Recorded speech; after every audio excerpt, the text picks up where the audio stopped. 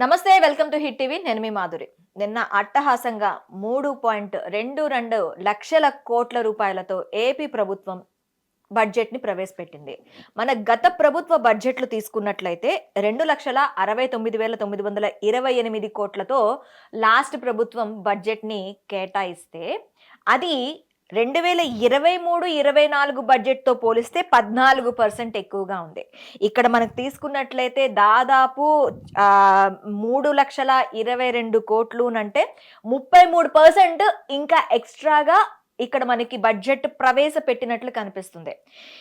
ఈ నేపథ్యంలో అసలు బడ్జెట్ ఎవరెవరికి ఆహ్లాదకరంగా ఉండబోతుంది, ఏ ఏ వాటికి మనం బడ్జెట్ కేటాయింపులు అనేవి సక్రమంగా జరిగాయి, ఇవన్నీ డీటెయిల్గా చెప్పడానికి మనతో పాటు ఉన్నారు కేఎస్ ప్రసాద్ గారు, పొలిటికల్ అనలిస్ట్. నమస్తే సార్. నమస్తే అమ్మా. సార్, 2023 ఇందాక నేను చెప్పినట్టు 23-24 బడ్జెట్తో పోలిస్తే 2024-25 బడ్జెట్కి 14% ఎక్కువగా ఉన్నది. బడ్జెట్ ప్రతిసారి కూడా పెరుగుతూ పోతుంది. ఇది పెరుగుతూ పోవడం సెంట్రల్ గవర్నమెంట్ అయినా ఈ గవర్నమెంట్ మన స్టేట్ గవర్నమెంట్ అయినా ఖచ్చితంగా పెంచాల్సిందే అక్కడ ఉన్న దానికి అనుగుణంగా. కాకపోతే వీళ్ళు ఎద్దేవా చేసింది ఏంటి అంటే ఇలా పెంచుకుంటూ పోతున్నారు, అప్పుల కుంభంలోకి ఏపీని కూర్చేస్తున్నారు, నెక్స్ట్ శ్రీలంక కాకపోతుంది ఏపీ అనేది అప్పుడు అపోజిషన్ పార్టీ, ఇప్పుడు లీడింగ్ పార్టీ, ఇప్పుడు ఉన్న అధికార పక్షం మనకి చెప్పిన మాటలు. అదే అధికార పక్షం ఇప్పుడు 3.22 లక్షల కోట్లతో బడ్జెట్ని చేసింది.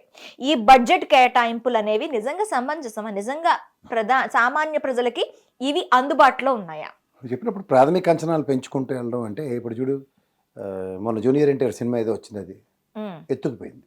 అది ఎందుకు పనికిరాదు సినిమా అని తెలిసిన తర్వాత కూడా దానికి నెంబర్ 2 వస్తుంది, దాని మీద ఇంకో ఇంత డబ్బులు పెట్టాలి, ఇప్పుడున్న బడ్జెట్ కన్నా డబుల్ బడ్జెట్ అని చెప్పి పెడితే ఎలా ఉంటుందో అలాగే ఉంటుంది ఈ బడ్జెట్. ఒక పక్క శ్రీలంక అయిందని లబో దిబో అని గోలెట్టి తర్వాత ఇప్పుడు తీసుకొచ్చి దాన్ని వాళ్ళ హిరోషిమా నాగసాకితో పోలుస్తున్నాడు ఆయన. 45 పేజీలో 46 పేజీలు బడ్జెట్ ఉంటే 24-26 సార్లు జగన్మోహన్ రెడ్డి పేరు ఎత్తుకుంటూ విధ్వంసం అయిపోయింది విధ్వంసం అయిపోయింది విధ్వంసం అయిపోయిందని ఈ మాట మీదే ప్రతి పేరాకి జగన్మోహన్ రెడ్డి నామస్మరణ లేకుండా ఆ బడ్జెట్ అయితే ప్రవేశపెట్టలే. అంటే ఖచ్చితంగా జగన్మోహన్ రెడ్డి ప్రభావం ఉందంటారు. అబ్సల్యూట్లీ. మీకు ఒకటి మాట చెప్తున్నా, ఇప్పుడు మీరు అన్నట్టు 3.22 లక్షల కోట్ల బడ్జెట్ ప్రవేశపెట్టారు. దానివల్ల ఏమైంది, రెవెన్యూ డెఫిసిట్ 31,000 కోట్లు కుదించి చూపించారు. రెవెన్యూ డెఫిసిట్ ఎలా కుదురుతుంది? మనకి ఆర్థిక స్వావలంబన ఎక్కడి నుంచి వస్తుందో రెవెన్యూ సోర్సెస్ని జస్టిఫై చేయాలి, అది జరగట్లే. రెండోది, జగన్మోహన్ రెడ్డి ఆ రోజు లబో దిబో అని మొత్తుకొని చెప్పాడు మనకి. ఇప్పుడు ఉదాహరణకి ఈ బడ్జెట్ అంచనాలు మీరు అన్నట్టు 14% పెరిగి అంత దగ్గర 1,61,619 కోట్లు వీళ్ళు చెప్పిన 6 బుల్లెట్ పాయింట్లకి ఖర్చు అవుతుంది. ఉదాహరణకి ఆడబిడ్డ నిధి దగ్గర 37,313 కోట్లు కావాలి, ప్రతి మహిళకి 1,500 ఇవ్వాలంటే. అలాగే దీపం పథకం కింద 3 గ్యాస్ సిలిండర్లకి ఒక అకాడమిక్ ఒక ఫైనాన్షియల్ ఇయర్కి 4,634 కోట్లు ఇవ్వాలి. అలాగే తల్లికి వందనం, బిడ్డకి 15,000 అన్నారు. అలా ఇంట్లో రామారెడ్డి చెప్పినట్టు ఒకటికి 15,000 చొప్పున చూసుకుంటే 12,450 కోట్లు కావాలా. అలాగే అన్నదాత, దీనికి ప్రతి రైతుకి ఏడాదికి 20,000 ఇస్తా ఉన్నారు. ఎందుకంటే గతంలో కేంద్ర రాష్ట్ర ప్రభుత్వాలు ఇద్దరు కలిపి 13,500 కలిపి ఇస్తుంది దగ్గర వీళ్ళు పెట్టిన బడ్జెట్కి అయితే సంవత్సరానికి 10,706 కోట్లు కావాలా. ఓకే. అలాగే స్థానిక బస్సుల్లో మహిళలు ఫ్రీగా తిరగాలంటే గవర్నమెంట్ భారమే కదమ్మా, డీజిల్ కొట్టించాలి, దాని మెయింటెనెన్స్ అన్నిటికీ 2,500 కోట్లు అలొకేషన్ కావాలా. అలాగే యువగలం, వీళ్ళు ఒకటికి 3,000 ఇస్తున్నారు. 20 లక్షల మందికి ఉపాధి కల్పించే దగ్గర 20 లక్షల మందికి ఉద్యోగాలు లేనట్టే కదా.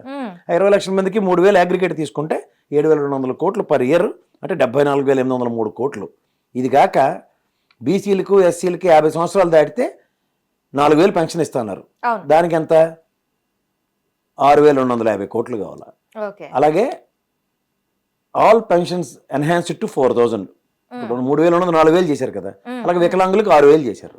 దీనికి ఎలకేషన్ ఎక్స్ట్రా 36,686 కోట్లు కావాలా 1,000 ఇంక్రీజ్కి.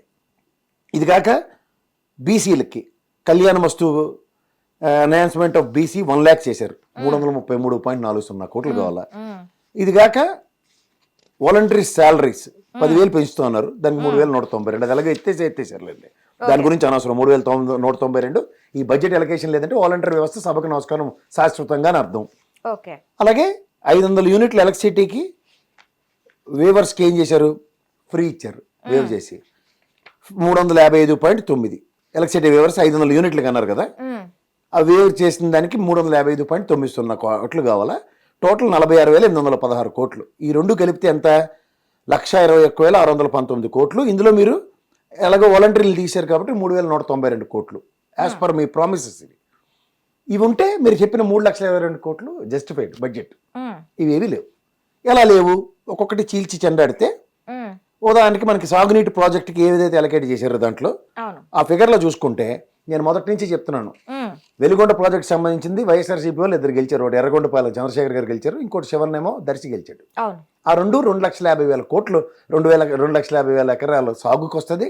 అది కాక 4 లక్షల మందికి అన్నార్తిని అంటే ఆ దాహార్తిని తీరుస్తుంది. ఈ 25 లక్షల మందికి పైచీలుగా మొత్తం ప్రకాశం జిల్లాలో అప్ టు నెల్లూరు దాకా చూసుకుంటే 25 లక్షల మందికి దాహం తీర్చే ప్రాజెక్టుకి వీళ్ళు ప్రాణాలకు తెగించి ఇచ్చిందంత 359 కోట్లు అలకేట్ చేశారు. యాక్చువల్లీ గత ప్రభుత్వంలో ఎంత కేటాయించారు? దీనివల్ల ప్రజలకు కానీ రైతులకు కానీ ఎంత లాభం చేకూరింది దీనివల్ల? మనం ఎప్పటి వరకు వెళ్ళిపోవద్దు, 24-25 బడ్జెట్ లోనే చూసుకుందాం. ఇందులో ఎలకేషన్ కాదమ్మా, ఆ ప్రాజెక్ట్ కంప్లీషన్ మీద మాట్లాడదాం. It's an on going project from years together. Veligonda ప్రాజెక్ట్కి ఇప్పుడు ఫినిషింగ్ టచెస్ లో ఉంది. అది దానికి మెయిన్ సిచ్యువేషన్ అంటే 1000 కోట్ల దగ్గర ఆర్ఆర్ ప్యాకేజ్ ఉంది. సో ఆర్ఆర్ ప్యాకేజ్ అంటే అక్కడ పునరావాస కార్యక్రమం ఏర్పాటు చేయాలి. ఆ వెలుగొండలో ఆ ప్రాజెక్ట్కి నిర్వాసితులు ఎవరైతే ఉన్నారో దానికి 1000 కోట్లు ప్లస్ ఇది మిలిటెడ్గా ఈ 359 కోట్లతో నిజంగా అది కంప్లీట్ అయిపోతుంది. చెప్పాలంటే 359 ఇంకొక 100-200 కోట్లు పడవచ్చు నాకు తెలిసినంత వరకు. ఒక 616 కోట్లు ఎంతో దానికి కావాలి ఇంకా ఫర్దర్ ప్రాజెక్ట్ టోటల్ కంప్లీషన్కి. సో ఈ 359 కోట్లు ఆర్ఆర్ ప్యాకేజ్కి 116 ఎవరు ముక్కులో పెట్టడానికి? అది అంటే స్టేట్కి సంబంధించిన ప్రాజెక్టుకి కూడా మీరు గమనిస్తే 6,000 కోట్ల పైచీలకి పోలవరం అలకేట్ చేశారు. అందులో చూడండి కావాలంటే 6,000 కోట్లు పోలవరంకి ఎందుకు అలకేట్ చేయవలసి వస్తుంది అంటే ముందు మనం ఖర్చు పెట్టి తగలబెడితే పాత పద్ధతి అన్నమాట. అది కేంద్రం నుంచి దేహి అని అడుక్కుంటేనే కానీ రాదు, ఎందుకంటే నేషనల్ ప్రాజెక్ట్. అది వీళ్ళు నేషనల్ ప్రాజెక్ట్ ని నేషనల్ ప్రాజెక్ట్ గా చూడకుండా ఏపీ ప్రాజెక్ట్ గా లేదంటే స్టేట్ ప్రాజెక్ట్ గా ఎందుకు చూస్తున్నారు? గత ప్రభుత్వం కానీ ఈ ప్రభుత్వం కానీ? ఈ గత ప్రభుత్వం ఏం చూడలేదు. ఈ ప్రభుత్వం బలవంత బ్రాహ్మణత్వం ఎత్తుకెత్తుకుంది. డయాఫ్రమ్ వాల్ ఏదైతే డ్యామేజ్ అయిందో ఆ డయాఫ్రమ్ వాల్ రిపేర్ కోసం కేంద్ర ప్రభుత్వం వినపాలు ఇచ్చుకుంటూ ఇప్పుడు ఈసారి పంపించారు కేంద్ర ప్రభుత్వం బృందం. ఎన్డీఏ కూటమి వచ్చిన తర్వాత వాళ్ళు ప్రాథమిక అంచనాలు ఇచ్చారు. ఆ డయాఫ్రమ్ వాల్ ఎత్తుపోయింది, దాన్ని రిపేర్ చేయాలి. దానికి కారణం ఏంటి? స్పిల్వే అంటే నదీ ప్రవాహం మళ్లించి డయాఫ్రమ్ వాల్ కట్టి డ్యామ్ కట్టాలి. అది కట్టకుండా చేసిన దానికి ఈ రోజు అనుభవిస్తున్నాం మనం. సో దీనికి మళ్ళీ ఏంటి, అవి ఫాస్ట్ ఫేజ్ లో కంప్లీట్ అవ్వాలంటే ఫస్ట్ స్టేట్ బడ్జెట్ నుంచి అలకేట్ చేసేస్తున్నారు. ఇప్పుడు కేంద్ర ప్రభుత్వం తాత్సారం చేసి డబ్బులు ఇవ్వలేదు డయాఫ్రమ్ వాల్ రెక్టిఫికేషన్కి. ఎగ్జాంపుల్ చెప్తున్నా, డిలే అయినట్టే కదా. దాని బదులు ఇక్కడ ముందు తగలబెట్టేసి తర్వాత అడుక్కుంటూ కూర్చుంటాం మనం. ఇదే సినారియా రాజధాని కట్టడానికి కోసం అని చెప్పి అప్పుడు కూడాను కేంద్రం డబ్బులు పెట్టకుండానే స్టేట్ గవర్నమెంట్ పెట్టిన సిచ్యువేషన్స్ మనం చూసాం. అప్పుడు కూడాను పోలవరం ప్రాజెక్ట్ కింద ఇన్ని కోట్లు పెట్టాము స్టేట్ గవర్నమెంట్ తరపున. ఈ 40 సంవత్సరాలు లేదంటే 45 సంవత్సరాలు ఇండస్ట్రీలో ఉన్నాను, నాకు అన్ని తెలుసు అన్న చంద్రబాబు నాయుడుకి ఉన్నదంతా పంచిపెట్టి అడుక్కున్న అవసరం లేదా, అవసరమా అని థాట్ లేదా సార్? అదే చెప్తున్నాను. ఇప్పుడు మీకు అమరావతి ప్రాజెక్ట్ గతంలో 3,000 కోట్లు ఇచ్చింది కేంద్ర ప్రభుత్వం. ఏది 1,500 కోట్లు గుంటూరు డ్రైనేజీకిను, 1,500 కోట్లు దీనికి కట్టమని. మనకి అంత ఎంత కాస్ట్ అయింది? స్క్వేర్ ఫీట్కి 10,500 కోట్లు చెప్పిన దగ్గర 12,000 కోట్లు 17,000 కోట్లు ఖర్చు పెట్టారు ఆ బిల్డింగ్లకి. మీరు చూడగలంటే ఆన్ గోయింగ్ ప్రాజెక్ట్ అని. సో ఇక్కడ మీకు కేంద్ర ప్రభుత్వ సహాయ సహకారాలు ఇప్పుడు కూడా బడ్జెట్లో 6,000 కోట్లు అమరావతి నిర్మాణం కేటాయిస్తున్నాం. ప్రపంచ బ్యాంక్ సహాయ సహకారాలతో లోన్ వచ్చింది, హట్కోర్ లోన్ వచ్చింది, అది చెప్పట్లే. ఏదో గ్రాంట్ తెచ్చినట్టు చెప్తా ఆవుయాసంలాగా జగన్మోహన్ రెడ్డి అమరావతి నిర్మాణానికి ధ్వంసం చేసేసాడు 3 రాజధానులు అన్నాడని. మరి మీరు చెప్పింది కర్నూలు న్యాయ రాజధాని, మీరు చెప్పిన పగొడి కబరే కదా. ఆర్థిక రాజధాని విశాఖపట్నం మొన్న కదా మీరు జాలువారిన మాటలు నోట్లో అసెంబ్లీలో వచ్చి. అంటే మీరు చెప్తే శ్రవణానందం, వాళ్ళు చెప్తే బాధ. ఇప్పుడు మీకు హిరోషిమా నాగసాకితో పోటీ అంత ధ్వంసం ఏమేమిందో మా రాష్ట్రం. ఇప్పుడు మీకు ఆన్ గోయింగ్ ప్రాజెక్ట్స్కి నేను చెప్తున్నాను ఇవన్నీ. ఇరిగేషన్స్ గురించి మాట్లాడుతూ తుంగభద్ర డ్యాము ఈయన వచ్చి ఒకటిన పక్క రాష్ట్రంతో నెగోషియేట్ చేసి ఆ గేట్ మార్పించారు. కాదనట్లే, ఈజ్ డన్ వండర్ఫుల్ జాబ్. ఆ రోజు వచ్చిన ప్రాజెక్ట్ రిపోర్ట్ ఏంటి మనకి? నీటిపారుదల శాఖ నిపుణులు చెప్పింది ప్రాజెక్టుకి వేసిన గేట్ల సాంద్రత 20-25 సంవత్సరాలు ఉంటుంది. ఎక్సెస్ ఇంకా 20 years వాడేమన్నారు. నాకు తెలిసి ప్రకాశం బ్యారేజ్కి, తుంగభద్ర డ్యామ్కి, ఇవన్నీ ఆంధ్రప్రదేశ్లో ఉన్న డ్యామ్లు అన్నిటికీ గేట్లు ఆల్మోస్ట్ 45 సంవత్సరాలు ఉన్న దగ్గర ఈ బడ్జెట్ అలొకేషన్ ఏదండి? అంటే మళ్ళీ గేట్ పోతే మళ్ళీ వచ్చి తీసుకొచ్చి కిందన ఎన్లాండా సిద్ధాంతం ప్రకారం దాని గేట్లు బిగించి శబాస్ ఒక గేట్ వేసాం, 2 గేట్ వేసాం, మూడోసారి 4ఓసారి తప్పట్లో కొడతామా?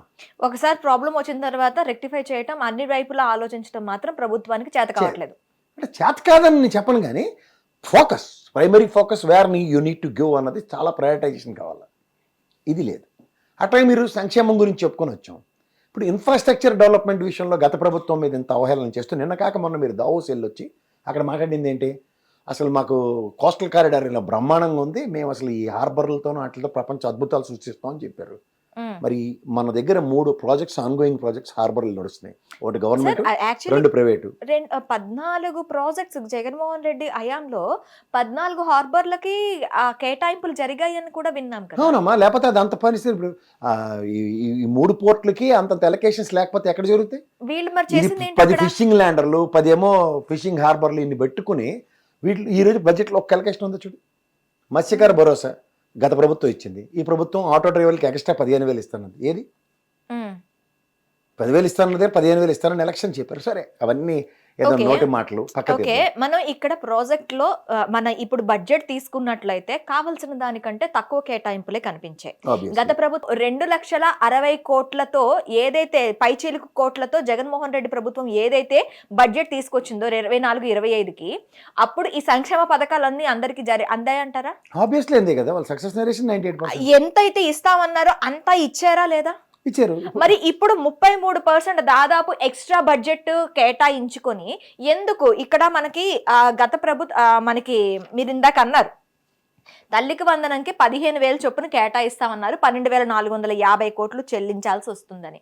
ఈ దానికి వాళ్ళు ఇప్పుడు ప్రభుత్వం కేటాయించింది 9,407 కోట్లు కేటాయించారు. అంటే ఏంటి? ఇప్పుడు ముగ్గురు మీ ఇంట్లో ఎంతమంది ఉంటే మీకు 15,000, మీకు 15,000, మీకు 15,000, మీకు 15,000 అని చెప్పి అన్నారు. ఇప్పుడు నీకు 15,000, నీకు 15,000, నీకు నెక్స్ట్ ఈ ప్రాతిపదికన ఏమైనా జరగబోతోందా? ఇప్పుడు దగ్గర మనకి 90 లక్షల పైచీలకు పిల్లలు ఉన్నారమ్మా. ఇప్పుడు 1వ క్లాస్ నుంచి 12వ క్లాస్ దాకా చదువుకుంటున్న పిల్లలు, 12th క్లాస్ స్టాండర్డ్ కి వాళ్ళ ప్రామిస్ అదే కదా. ఇప్పుడు బడ్జెట్ అలొకేషన్స్ లో గత ప్రభుత్వంలో ఇచ్చిన ప్రాథమిక డేటా ప్రకారం ఎంతైతే ఇవ్వాలో 9,407 కోట్లు ఇచ్చారు, ఎటు కాకుండా.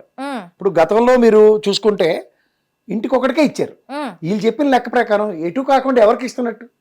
ఇప్పుడు ఆ విధంగా వీళ్ళు తీసుకున్నా సరే 5,100 కోట్ల దగ్గర డెఫిసిట్స్ ఉంది. ఎక్కడ ఫుల్ఫిల్ చేస్తున్నారు? ఎలా? ఇప్పుడు ఈ అకాడమిక్ ఇయర్ ఏదైతే మీరు అన్నట్టు గత ప్రభుత్వం మీద యాడ్ పోసుకుంటూ వాళ్ళు జూన్ నుంచి ఇచ్చారు, సరే ఈ అకాడమిక్ ఇయర్ ఒక ఏడాది ఇత్తిలే కదా. మీకైతే ఒక ఏడాది వెసులుబాటు తీసుకున్నారు, రేపు జూన్ నుంచి ఇచ్చే దగ్గర యాక్యురేట్ ఫిగర్ అనేది జస్టిఫై అవ్వాలి కదా. ఎక్కడైంది? సో అట్లా మీరు ప్రతి దాంట్లోనూ రైతులకి కేంద్రం నాకు తెలిసి 2 విడతలుగా డబ్బులు 4,000 ఇచ్చేసింది. మీరు ఇంకా ఎప్పటికి ఇవ్వలే. ఇంకొకటి సార్, జగన్మోహన్ రెడ్డి 2014 ఎలక్షన్స్కి వెళ్ళేటప్పుడు రైతు రుణమాఫీ చేస్తే నేను ప్రభుత్వాన్ని నడపలేను, సో నేను ఆ హామీ ఇవ్వను అని చెప్పన్నాడు. 2019లో వచ్చేటప్పుడు రైతులకి రైతు భరోసా కింద ఇంత ఇస్తాను అని చెప్పి వచ్చారు. ఏదైతే రైతు భరోసా ఇస్తా అన్నారో ఇచ్చుకుంటూ వచ్చారు. ఈ అన్నదాత సుఖీభవ, అదే రైతు భరోసా, అన్నదాత సుఖీభవ ఇప్పుడు మనకి వినిపిస్తున్నది. అయితే ప్రతి రైతుకు 20,000, అవును, 10,706 కోట్లు చెల్లించాలి. ప్రతి రైతుకి 20,000 ఇస్తే 10,706 కోట్లు బడ్జెట్ కేటాయించాల్సి ఉంటుంది. కానీ అందులో 60% అంటే మనకి 6,300 కోట్లు మాత్రమే కేటాయించారు. ఇక్కడ రైతుల దీంట్లో కూడా చిల్లు పడినట్టేనా? ఆబ్వియస్లీ. అంటే ఇప్పుడు ఓకే సార్ 20,000 ఇస్తామన్నారు, ఇప్పుడు మొత్తం ప్రతి ఒక్క రైతుకి అందాలి. ఇందులోని ఎలా చేస్తారు దీన్ని? ఎట్లా కేటగరైజ్ చేస్తారు? ఇప్పుడు 603 కోట్లు ఎలా సర్దుతారు అందరికి? 10,706 కోట్లు చెల్లించాల్సిన దగ్గర 6,300 కోట్లు అంటే ఎలా చెల్లిస్తారు? చేస్తేనే ఇప్పుడు వాళ్ళు 13,500కి కన్ఫైన్ అవుతారు. ఇప్పుడు ఇటు తిప్పి అటు తిప్పి. ఓకే, ఇప్పుడు వాళ్ళు ఏమి చేయరు కొత్త విన్యాసం. వీళ్ళు ఏమనుకున్నారంటే రేపు బడ్జెట్లో 10,000 పెడతారు, ఇది కేంద్ర ప్రభుత్వ బడ్జెట్లో. అందుకే చూడు, పిల్లికి ఎలక్షన్ల పైన కేంద్ర ప్రభుత్వ మంత్రులు కూర్చుని ఉన్నారు. కేంద్ర మంత్రి గారు, ఎంపీలు కూర్చుని ఉన్నారు బడ్జెట్ ప్రవేశపెడుతుంటే. దీనికన్నా ఇంకొక సెట్ బ్యాక్ ఉంది తెలుసా మీకు? 30 మంది సేకరి దెబ్బేశారు దీనికి. 30 మంది ఎమ్మెల్యేలు గైరాజరు, టీడీపీ ఎమ్మెల్యేలు. సర్ప్రైజింగ్ తెలుసా నీకు? అంటే దే నోస్ ప్రెటీ వెల్ ఈ బడ్జెట్లో మా ప్రాంతాలకు ఎలక్షన్స్ లేవని. వీళ్ళు జగన్మోహన్ రెడ్డి 11 మంది రావట్లేదని లబోదీపం అనడం కాదు, 30 మంది వీళ్ళంటే టోటల్ 41 మంది క్రిటికల్ గా వాళ్ళ నియోజకవర్గాలకు ఎలక్షన్స్ లేవని క్రాటికల్ గా ఎస్టాబ్లిష్ అయ్యింది. అందుకే వాళ్ళు బడ్జెట్ సమావేశాలు ఎగ్గొట్టారు. కాక ఈ బెదరగొట్టడానికి చిన్న చంద్రబాబు గారు కూర్చోపెట్టి జాగ్రత్తమ్మా మీరు రావాలి, జగన్మోహన్ రెడ్డి రాక్షసుడు, చిన్నపిల్లలు చూడు అనంతరపోతే బూచి వస్తాడని చెప్పినట్టు అంటే జగన్మోహన్ రెడ్డి అనే బూచిని చూపిస్తాను వాళ్ళకి. ఇక్కడ మీరు అన్నట్టు రైతులకు సంబంధించిన దాంట్లో ఇప్పుడు గత ప్రభుత్వం ఏం చేసింది అన్నది క్రిస్టల్ క్లియర్గా డేటా ఉంది. ఓకే, ఇప్పుడు సే ఫర్ ఇన్స్టెంట్ నీకు ఇప్పుడు 10,000 జీతం వస్తుందమ్మా, నీకు 20,000 జీతం ఇస్తున్నాను వేరే ఆఫర్ తీసుకుని వేరే కంపెనీ వాడు నేను పిలుచుకుని వెళ్ళిన తర్వాత నీకు 10,000 జీతం ఇవ్వడానికి కూడా ఇంకా చెప్పలు పెడుతున్నాను అనుకో, 8,500 ఇస్తానమ్మా, నీకు బస్ పాస్ కొనిస్తాను, నీకేమో మధ్యాహ్నం భోజనంలో ఇడ్లీ పెడతాను అని కథలు చెప్తుండే అనుకో, నేను డబ్బాలు ఇడ్లీ తింటానా నీకెందుకు, లేకపోతే నేను గడ్డి తింటానా నీకెందుకు, బిర్యానీ తింటానా నీకెందుకు, నేను బస్సులో వస్తాను నీకేమో క్లాస్ పెట్టానా, నువ్వు నాకు 20,000 జీతం ఇస్తానంటే నేను బండి వేసుకుని వస్తాను, కారు వేసుకొస్తాను, దట్స్ మై బిజినెస్. అలా 13,500 ఆన్గోయింగ్ ప్రాజెక్ట్కి ఈ సంవత్సరం పాటు ఆర్తబల్లం పెట్టి వచ్చేసారు. ఏది కేంద్ర రాష్ట్ర ప్రభుత్వాల సమన్వయంతో రైతుకు రావాల్సింది. ఇది కాక వీళ్ళ ఊహాగానంలో గత నిర్మలా సీతారామన్ పెట్టిన బడ్జెట్లో 10,000 రైతులు ఇట్టేస్తారు అనుకుని వీళ్ళు ఇంకో 10,000 గెలిపించి 3,500 మిగిలే కదా, అంటే వీళ్ళకి చేతి భారం ఎంత పడినట్టు? 13,500లో ఆల్రెడీ కేంద్ర ప్రభుత్వంలో సగం, రాష్ట్ర ప్రభుత్వం 7,500 6,500తో 13,500 ఇచ్చింది. ఇప్పుడు వీళ్ళు 10,000 కేంద్ర ప్రభుత్వం ఇచ్చింది అనుకో, రాష్ట్ర ఖజానా నుంచి భారం 10,000 కదా. ఈ లెక్క వేసుకుని రెడీగా ఉన్నారు.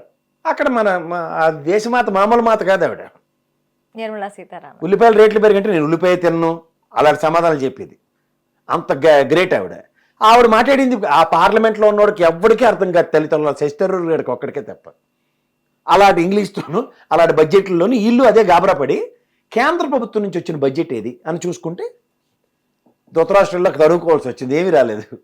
ఇప్పుడు రాష్ట్ర గ్రాంట్లు నేను ఎప్పుడు చెప్తుంటాను, మ్యాచింగ్ గ్రాంట్ 11% పెడితేనే కానీ కేంద్ర ప్రభుత్వం మనకి ఎంగిల్ చేత్తో కాకిని కొట్టదు. అది మైనారిటీ గ్రాంట్లు కానీ, ముస్లిం ప్రయారిటీ గ్రాంట్లు కానీ, దేనికైనా సరే, SC ST సప్లానికి కానీ దేనికైనా.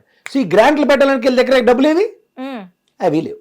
అంటే వీళ్ళు ఏంటంటే వీళ్ళు కూడా మామా అనిపించడానికి అన్ని కార్పొరేషన్స్కి అలొకేషన్స్ పెట్టుకుని ఇచ్చుకొని కూర్చున్నారు. అవన్నీ కూడా డిస్పారిటీస్. సో ఓవరాల్ గా రైతుల నోట్లో మట్టి కొట్టినట్టే. వీళ్ళు 5 కోట్లు తీసుకొచ్చి కౌలు రైతులందరికీ లక్షలు ఇచ్చి కొను కూర్చున్న పవన్ కళ్యాణ్ గారు జనసేన పార్టీ తరఫున ఈ హ్యాస్ టు ప్రయారిటైజ్ దట్ కౌలు రైతుల్ని ప్రభుత్వం ఈ విధంగా ఆదుకుంటుంది. అదే కదా అష్యూరెన్స్. ఇప్పుడు మనం 1వ క్లాస్ నుంచి 10వ క్లాస్ దాకా మ్యాథ్స్ బాగా చేస్తేనే కదా ఇంజనీరింగ్ లోను ఇంటర్మీడియట్ MPC తీసుకుని ఇంజనీరింగ్ అవుతాడు మా అబ్బాయి అని చెప్పడానికి. ఈయన చేసిన ట్రాక్ రికార్డ్ ప్రకారం కౌలు రైతులకి ఏదో ఉద్ధరించి ఊళ్ళు వెళ్తాడనే కదా మరి ఆయన చేసిన పని. అది ఇందులో కౌలు రైతుల విషయం కూడా లేనట్టే కదా. లేదు. సో 2 నోట్ల మట్టి కొట్టిన ఈ ప్రభుత్వం. అలా మీరు ఏదైనా తీసుకోండి, బడ్జెట్ అలొకేషన్స్ మీద ఎక్స్పెక్టేషన్స్తో నేను ఎప్పటి నుంచో చెప్తున్నా, వెలిగొండ ప్రాజెక్ట్కి ఈసారి prioritisation state on going project. అది ప్రకాశం నెల్లూరు జిల్లాల దాకా ఆల్మోస్ట్ సస్యశ్యామలు అయిపోయి ఇంకా నీటి ఎద్దడి లేదు వాళ్ళకి. ఓకే, ఇక్కడ తెలంగాణలో సూపర్ 6ని చూసి అందులో ఒకటి చాలా బాగా నచ్చి టీడీపీ అండ్ NDA కూటమికి పులిని చూసి నక్క వాతలు పెట్టుకున్న చందంగా ఫ్రీ బస్ ఫర్ ప్రతి ఉమెన్ అని చెప్పారు. అది ఎంతవరకు అయ్యింది సార్? అవ్వదమ్మా. అది ఎందుకు అవుతుంది తెలుసా? కేంద్ర ప్రభుత్వంలో నరేంద్ర మోడీ గారు ఎలక్షన్స్ ముందు ఒక ఇంటర్వ్యూ ఇచ్చారు, గమనించండి. మీరు ఎప్పుడైతే ఫ్రీ బస్ అని పెడుతున్నారో ఈ కాంగ్రెస్ ప్రభుత్వాలు చేస్తున్న పనికి ఎల్ఎన్టీ లాంటి మెట్రో ప్రాజెక్టులకి నష్టాలు జరుగుతున్నాయి. ఇప్పుడు బస్సు ఫ్రీగా ఉంటే నువ్వు మెట్రో ఎక్కుతామో చెప్పు, ఎక్కను కదా. సో మెట్రో ప్రాజెక్ట్ కేంద్ర ప్రభుత్వ ఆధీనంలో నడుస్తున్న ఒక వ్యాపారం. ఆ వ్యాపారానికి గంటి పెడితే ఎవరు నూరుకుంటాడా? కాంగ్రెస్ అంటే వాళ్ళ ఇష్టం. కర్ణాటక కానీ తెలంగాణ కానీ. ఆంధ్రప్రదేశ్లో పేకమే కత్తెట్టిన NDA గవర్నమెంట్, వాళ్ళు ఊరుకుంటారా? వీళ్ళకి అంత ధైర్యం కూడా ఉందా నరేంద్ర మోడీని కాదని అంత? సో దాని పర్యవసానం దానికి డెంటు. అది ఫ్యూచర్ లో కూడా అయ్యే ఛాన్స్ లేదు, ఉండదు. Practically it's not feasible. They will not let. అమ్మ పెట్టబెట్టదు అడుక్కు తినలేదని. పోనీ ఏమైనా మెట్రో ప్రాజెక్టులు మన కేంద్ర ప్రభుత్వంలో ఎలకేషన్స్ ఉన్నాయా? పాప రేవంత్ రెడ్డి గారు వెళ్ళి అడుక్కుంటున్నారు నిన్న, బాబా మెట్రో ఎలకేషన్ చేయి మాకు, సెకండ్ ఫేజ్కి ఇట్లా ఉంది అట్లా ఉందని. ఈ ప్రయత్నం ఆంధ్రప్రదేశ్ నుంచి ఉందా? బడ్జెట్ ఇక్కడ ఉంది, కానీ అక్కడ ఉన్న కేంద్ర మంత్రులు ఎంపీలు వచ్చి మాత్రం ఆంధ్రప్రదేశ్ బడ్జెట్ నోరెలు పెట్టి చూస్తుంటారు. సరే, ఎందుకు ఆంధ్రప్రదేశ్లో ఇంతవరకు మెట్రో గురించి మాట్లాడటం లేదు? ఇప్పుడు నువ్వు వడ్డించేదానమ్మా, నేను ఆడ కూర్చున్నాను, ఈయన ఇక్కడ కూర్చున్నాడు, నాకు ధైర్యం ఉంటుంది మా అమ్మాయి మా బంగారు తల్లి నాకు లాస్ట్కి తీసుకొచ్చానో బూరేస్తుందని. కానీ నువ్వే నాకు ఇచ్చే ఉద్దేశం లేకుండా ఎక్కడ బూరేసి పోయావు అనుకో, నేను ఏడు చేయాలా? నేను ఊహలో ఉన్నాను గ్యారంటీగా మా అమ్మ వచ్చి మా బంగారు తల్లి వేస్తుంది నాకు బూరని. కానీ అయిపోతే వీళ్ళు పొత్తు ఏంటంటే వాళ్ళు కోతాట ఆడిస్తే కోతుల్లాగా ఆడడానికి అంతే. వాళ్ళు ఎంగిల్ చేత కూడా కాకిని కొట్టట్లే. నేను ఎప్పటి నుంచో మొత్తుకుంటుంది అదే.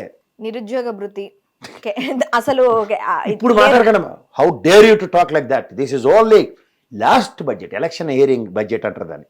అప్పుడు పెడతారు ఆపద్ధర్మ బడ్జెట్ పెట్టి ఆ 3 నెలలు మమ మమ మమ అని మంత్రాలు చదువుతాడు పంతులు, అలా చదివి ఇస్తారు. నీకు స్వాహ స్వాహ అని 20 లక్షల మంది 3 నెలలు తీసుకుని అలా నూరేళ్ళు పెట్టి చూడవలసింది. అప్పటిదాకా మాటలు లేవు. దీపం పథకం గాను 1.55 కోట్ల లబ్ధిదారులు ఉండగా 90 లక్షలకు వాళ్ళని కుదించేశారు. దగ్గర 65 లక్షల మందిని దానికి మీరు పనికి రారు అని చెప్పి మీరు అన్నం తినడానికి అనర్హులు, కడుపులో కాళ్ళు పెట్టుకుని కూర్చోడమే మీరు. 4,000 కోట్లు పెట్టాల్సిన దగ్గర 2,601 కోట్లతో సరిపెట్టారు. పొదుపుగా వాడండి గ్యాస్, అంటే వేడి సగం అయిన తర్వాత తీసుకొచ్చి ఎండ కింద పెట్టండి. ఎండాకాలమే కదా, గుడ్లు అవి బాగా ఎండ కాస్తే ఆమ్లెట్లు అయితే బయట నాపరాయి పెడితే దాని మీద ఆమ్లెట్లు వేసుకోవచ్చు. అంటే మీరు ఇంకోటి గమనించారా, కేంద్ర ప్రభుత్వం అదేంటది సోలార్ లైట్ల ప్రాజెక్టులను తీసుకొస్తుంది కదా, ఆ ప్రాతిపదికన ఏమైనా దీనికి గండి పెట్టారా? అదే మరి దానికి ఏదో సామెత ఉంటుంది చూడు. కానీ ప్యానల్స్ బిగించరు, ఓన్లీ సూర్యరశ్మితో మాత్రమే. అందుకే దానివల్ల ముందు రాళ్ళు పెట్టుకుంటే దాని మీద గుడ్లు వేసుకుని ఆమ్లెట్లు వేసుకుని తినచ్చు. ఇప్పుడు చూడండి, నేను డ్రిప్ ఇరిగేషన్ గురించి అద్భుతం చంద్రబాబు నాయుడు గారు సృష్టించారు. ఆ రోజు పంటలు ఎండిపోతున్నాయి, కరువు ఉంది. సో కరువు ఉన్నప్పుడు అనంతపురం జిల్లాలో డ్రిప్ ఇరిగేషన్ కాకుండా ఇంకేం చేస్తారు? గన్నులు, రైన్ గన్నులు, డ్రిప్ ఇరిగేషన్. అంటే నీళ్లుంటే బకెట్తో నీళ్ళు పోతావు, నీళ్ళు లేనప్పుడు ఏం చేస్తావు? చొక్కా వేసి భూమి సాంద్రతను పెంచుతావు. అదే జరిగింది. సో ఇప్పుడు 5 సంవత్సరాలు జగన్మోహన్ రెడ్డి టెర్న్యూలో కరువు ఉందా అంటే లేదు. ఎందుకు? బ్రహ్మాండమైన పంటలు పండించుకోగలిగాం. 89,914 కోట్ల రెవెన్యూ సృష్టించగలిగాం దాని మీద, ఇంక్లూడింగ్ కరోనా పాండమిక్ కూడా. కరోనా లేదు, ఏమీ లేదు. 5 ఏళ్ళు మమ్మల్ని ఉద్ధరించడానికి 56,000 చిల్లకే పంటలు పండించారు, 50,000 కోట్ల చిల్లర. ఇప్పుడు ఎలకేషన్ ఫర్ దిస్ అంటే డ్రిప్ ఇరిగేషను, రెయిన్ గన్లు, అద్భుత సృష్టి చంద్రబాబు నాయుడు గారు. ఇవన్నీ మాకెందుకండి? ఈయనైతే పొగడతలు, జింగి చిక్కం భజన. జగన్మోహన్ అంటే ఆడిపోసుకొని విధ్వంసం అన్నప్పుడు గత ప్రభుత్వంలో మీ ఆయంలో 14 నుంచి 19 దాకా మీరు మమ్మల్ని ఉద్ధరించిన దానికి 34,000 కోట్లు పెట్టుబడులు తెస్తే 38,000 మందికి ఉద్యోగాలు వచ్చాయి. ఈ ఆయంలో 1,103 కోట్లు పెట్టుబడులు వస్తే 3,17,000 మందికి ఉద్యోగాలు వచ్చాయి. ఈ కంపారిజన్స్ ఉన్నాయి కదా. పోనీ గవర్నమెంట్ సెక్టర్ చూసుకుందాం అంటే 1,67,000 ఒక్క పెన్ స్ట్రోక్ తెచ్చాడు సచివాలయ ఉద్యోగులకి. మీరు కదా ఇప్పుడు మాతృ సంస్థలు వేసుకుంటాం, వాళ్ళని అడవడపడుతుంటారు. ఈ లెక్కన 2,64,000 మందికి ఇచ్చారు. జాబ్ క్యాలెండర్ ఎంతమందికి ఇవ్వాలి? 2,32,000 మందికి ఇవ్వాలి. ఇవి చెప్పలేక చచ్చిపోతున్నాం ప్రతిసారి. ఇది కాక 57,000 మందిని ఆర్టీసీ ఉద్యోగులు గవర్నమెంట్ ఉద్యోగులు చేశాడు. ఉపాధి కల్పించే కార్యక్రమం ఎంత చూసాడైనా. సో ఇవన్నీ కనబడుతుంటే కూడా వీళ్ళు మాట్లాడేటట్టు విధ్వంసం జరిగిపోయింది. ఇప్పుడు ఇన్ఫ్రాస్ట్రక్చర్ పోనీ మీరు ఏమైనా ఉద్ధరించారా?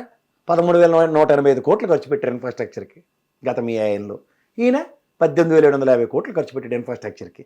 ఎవడాయాల్లో బిల్డింగ్? మీకు హైటెక్ సిటీ కడితేనే ఇన్ఫ్రాస్ట్రక్చర్. హైటెక్ సిటీతోనే హైదరాబాద్ నడుస్తుంది. ఇంకా మరి మిగిలిన సైబర్ టవర్స్, అదొక్కటే సైబర్ టవర్, అది కట్టిన దాంతోనే మొత్తం నడుస్తుంది. ఇంకా ఏం జరగకూడదు. ఇంకా ఎవడాయిల్లో జరిగినా అంతా చంద్రబాబు నాయుడు గారే చెప్పాలి. ఎలా అవుతుందమ్మా? ఇప్పుడు సచివాలయ వ్యవస్థలు వీటితోనూ గ్రామ స్వరాజ్యం ఎప్పుడో గాంధీ గారి కన్నా స్వరాజ్యం శాసించాడు. అవి మాట్లాడాలా? అవి మాట్లాడరు. అది విధ్వంసం మాట. ఆర్బిక సెంట్రల్ త్రూగా పనికొచ్చిన పని జరిగింది, అడిగి విధ్వంసం. ఎంఎస్పీ రేటుకి మీరే రాసుకున్నారు కదా సార్ ఉత్తరం, మీరే రాశారు కదా ఉత్తరం. 20,000 కోట్లు 20,000 క్వింటాలు పలికిందండి మిర్చి అగ్రిగేట్న, మేమైతే ఇవ్వలేకపోతున్నాం, ఏడు చేస్తామని. మరి అది విధ్వంసం అంటే ఏం చెప్పాలి? Agriculture sector, industrial sector, is of doing business number 1 మంది అయింది కదా. ఎందుకు? దేశవ్యాప్తంగా 18% ఇండస్ట్రియలైజేషన్ జరిగితే ఆ అగ్రిగేట్న 16.84% అంటే దగ్గర 17% ఆంధ్రప్రదేశ్లో ఇండస్ట్రియలైజేషన్ జరిగింది. ఇవన్నీ చూసి కూడా ఇంకా విధ్వంసం ఇచ్చారు కదా ప్రజలు. మీ అబద్ధాలన్నీ నమ్మారు. ఆ తపేలా ఛానళ్ళు ఆ భగోని కలిసి చెప్పిన మాటలకి పరవశించిపోయి 164 స్థానాలు ఇచ్చారు మీకు వాళ్ళకి కలిపి. పాలించండి అయ్యా బాబు అంటే ఇంకా జగన్మోహన్ రెడ్డి అండి 10 నెలలు వచ్చిన తర్వాత కూడా ఏదో సామెత అన్నాం చిన్నప్పుడు, అమ్మ పుట్టినీళ్ళు నా మేనమామ కెరుకని. ఈ మా మేనమామ వచ్చి ఆడు చచ్చిపోయిన తర్వాత కూడా ఇంకా ఇంకా ఇంకా అంటే బడ్జెట్ పెట్టండి రా బాబు అంటే జగన్మోహన్ రెడ్డి విధ్వంసం చేశాడు. ఈరోజు మా నాగశాఖ అయిపోతేట వాళ్ళు మళ్ళీ రిట్రీవ్ అవ్వడానికి వాళ్ళు ఏం చేశారో చూసి పోనీ ఆ పని చేయండి. దానికి మేము అద్భుతం సృష్టిస్తాం. దావోస్ వెళ్ళి రెడ్ బుక్ చూపించారు, ఒక్కడొస్తే ఒట్టు. ఇప్పుడు ఎవడన్నా ఇండస్ట్రియలిస్ట్ నా రాష్ట్రం అధోగతి పాలైపోయిందిరా బాబు అంటే ఎవడని వస్తాడే? అరే ఈరోజు పెళ్లి చూపుల్లో కూర్చుని దానికి కాలు చేయి సరిగ్గా లేకపోయినా, కంటు సరిగ్గా కరిమించిపోయినా, అమ్మ అటు చూడకమ్మ ఇటు చూడు ఆ బాబు బాగున్నాడని మెలకన్న ఉందని కూడా ఇటు పక్క చూపిస్తారు. అలాంటిది కాకుండా ఏకంగా రాష్ట్రమే భ్రష్టు పట్టిపోయిందంటే ఎవడన్నా వస్తాడు పెట్టడానికి? చెప్పండి పోనీ. ఈ 9 నెలల్లో అసలు జగన్మోహన్ రెడ్డిని దించేసి ఇంత అద్భుతమైన గ్యారంటీ అష్యూరెన్స్తో పరిగెట్టుకుని రావాలి కదా ఇండస్ట్రీలు పెట్టడానికి. వాళ్ళట వచ్చి చెవులు అడుగుతున్నారు, జగన్మోహన్ రెడ్డి మళ్ళీ వస్తున్నాడు కాంప్ తీసి, వీడి చేతిలో ఏమైనా ఉందా? వీళ్ళ చేతిలో ఏమైనా బాండ్ పేపర్ పట్టుకుని తిరుగుతుండ్రా? ఏం మాడతారు? ఆ జగన్మోహన్ వస్తేనేటంటే ఆపండి, this is what my government is, this is what my governance is, this is what we are going to provide for you. MSME యూనిట్లు కుదేలే ఉన్నాయి. మీరేమైనా ఎలక్ట్రిసిటీ సబ్సిడీ రేట్స్ ఏమైనా ఇవ్వడానికి ప్రాజెక్షన్స్ ఏ దాంట్లో పర్టికులర్ ఫర్ సెక్టర్స్. ఇవే కదా బడ్జెట్లో మేము యాంటిసిపేట్ చేసేది. ధరల స్థిరీకరణ నిధికి 300 కోట్లు పెడతారా? యాడండి 300 కోట్లు? మీరు ఇనిషియల్ ప్రామిస్ 3000 కోట్లు చేశారు. గత ప్రభుత్వంలో రోడ్లు వాటి గురించి చాలా చాలా చాలా ఎలిగేషన్స్ ఉన్నాయి. ఇప్పుడున్న బడ్జెట్లో రోడ్లకు ఎంతవరకు కేటాయించారు? చూడండి మీరే, ఆల్రెడీ వేసేసామంటున్నారు. వాళ్ళు వేసేసారట ఆల్రెడీ. ఓకే, చూస్తూ కూర్చోడమే అలాగే. ఇప్పుడు బాహుబలి సినిమాలు ఇలాంటివన్నీ మనం చూసాం కదమ్మా. It's all frictions. వీళ్ళు మొదటే చెప్పారు అమరావతి ఇడ్లీ గిల్లి ఇవన్నీ చూపించి మన ఎలా మెస్మరైజ్ చేశారో అదే మెస్మరైజింగ్ ఈ బడ్జెట్ కూడా. అక్యురసీ ఏముండదు. మీరు ప్రతి సంవత్సరం వాళ్ళు అప్పులు ఎంత చేశారు చెప్పకుండా అని తూతు మాత్రంగా బడ్జెట్ పెట్టి వెళ్ళిపోయారు. ఎంత అప్పు ఉంది ఇప్పుడు? అంతే ఉంటుంది. వీళ్ళు చేసింది ఎక్స్ట్రా 1,29,000 కోట్లు కలిపి చెప్పాలి. ఇప్పుడు 4,57,000 కోట్లు అప్పు చెప్పారు కదా, దానికి ఇది కలపండి 1,29,000 కోట్లు. అది కలిపి చెప్పుకోవడమే. తాగునించమే వాళ్ళు అదంట కదా. ఎందుకంటే వీళ్ళు అనుగుణంగా ఇక్కడ కథలు రచించాలి కదా. మండలంలో 14 లక్షల కోట్లు చెప్తాడు ఎవరు, ఆయన యనమల రామకృష్ణుడు గారు. ఈయనేమో 10 లక్షల కోట్లని చిన్నపిల్లని చేసే గవర్నర్తో కూడా అబద్ధాలు అడిగి పంపించాడు. ఈయన కూడా 10 లక్షల కోట్లని ప్రజెంటేషన్ ఇచ్చారు. అవి నమ్మాలి మనం, ఎందుకంటే తప్పేల ఛానల్ అవే చూపిస్తాయి. కానీ వాస్తవ ఫిగర్లు నేను కాక మనం పెట్టిన బడ్జెట్లో 647, ఈసారి చెప్పమంటే 2 రోజులకు బయటకు వస్తుంది. అది కూడా ఫిగర్ 2 రోజులు మనం ఎదురు చూడవలసిందే. సార్, ఇప్పుడు ఆ గత ప్రభుత్వానికి ఈ ప్రభుత్వానికి బేరేజ్ వేసుకుంటే మన ఇందాక నేను చెప్పినట్టు 33 నుంచి 35-40% వరకు ఖచ్చితంగా ఎక్కువ ఉంది. నిజంగా ఇది ఈ బడ్జెట్ ప్రజారంజకమైన బడ్జెటే అంటారా? ఏది ప్రజారంజకం? ఇప్పుడు వాళ్ళు చెప్పిన వాటికి ఇప్పుడు ఆన్ గోయింగ్ ఏదైతే నవరత్నాలకు సంబంధించింది ఏదైతే ఉందో దానికి అలొకేషన్స్ లేవు.